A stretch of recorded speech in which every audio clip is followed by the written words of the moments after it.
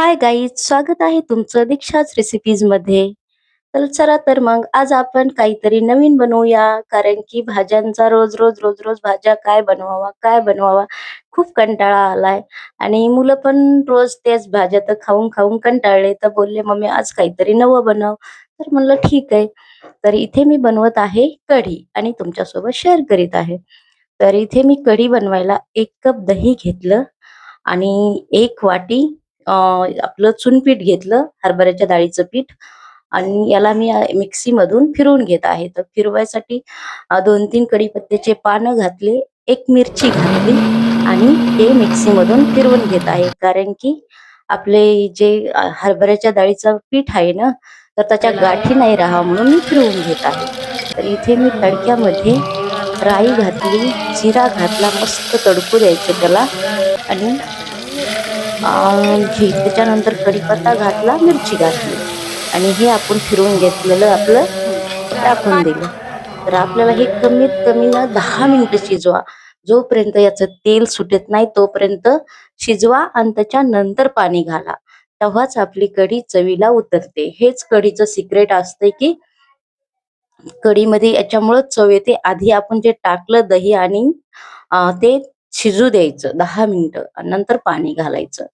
तर मग तिकडे कढी शिजत होती. एकदम मग कमी आचेवर मी ठेवली कढी आणि इकडे म्हणलं चला शिरा बनवून घेऊया. तर इथे मी शिरा बनवून घेत आहे. तर हे मी काजू घातलेत आणि रवा आहे की मी आधीच भाजून ठेवला होता. कारण की रवा भाजायला खूप टाइम लागतो, त्यामुळे मी रवा भाजून ठेवला होता. तर फक्त इथे काजू भाजून घेतले आणि मग हे तुपामध्ये रवा खालीवरी करते. आणि हो, रवा नाही का फुगण्याचं सिक्रेट म्हणजे त्याला चांगलं भाजू द्यावं लागते. कारण की त्याला मस्त त्याचा कलर चेंज होईपर्यंत त्याला मस्त भाजू द्या. एकदम रवा दाणेदार फुगतोय. तर इथे मी 1 कप 2 कप रवा होता, 1 कप साखर घातली आणि 3 ते 3.5 कप पाणी घेतलं. तर इतक्यामध्ये मस्त रवा आपला बनतोय. तर चला आता हे पण बनून जाईल 5 मिनिटात. तर आपण कढी बघूया. तर इथे माझी कढी पण इकडं मस्त शिजत आहे. आणि हो, कढीला नाही का जितकं तुम्ही शिजू देता आणि जितकं उकळू देता तितकी कढी चवीला उतरते. तर कढी शिजताना गडबड करू नका, कारण की तिला मस्त आरामात शिजू द्या. तर तेव्हा ती चवीला उतरते. तर इकडे आपला शिरा पण मस्त मोकळा झाला आहे. बघू शकता तुम्ही, एकदम दाणेदार फुगला आहे आणि चवीला पण खूप चांगला झाला आहे.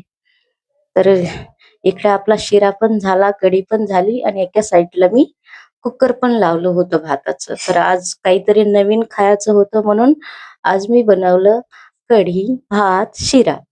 तर इतकं मस्त जेवण बनलं होतं ना, तर सर्वांना आवडलं. सगळ्यांनी बोटं चाटून पुसून खाल्लं. तर हे तुम्ही बघू शकता, शिरा, भात, कढी. एकदम काल महाशिवरात्री पण होती आणि असं खायचं पण मुलांचं मन झालं. तर रेसिपी आवडली असेल तर लाईक करा, चॅनलला सबस्क्राईब करा.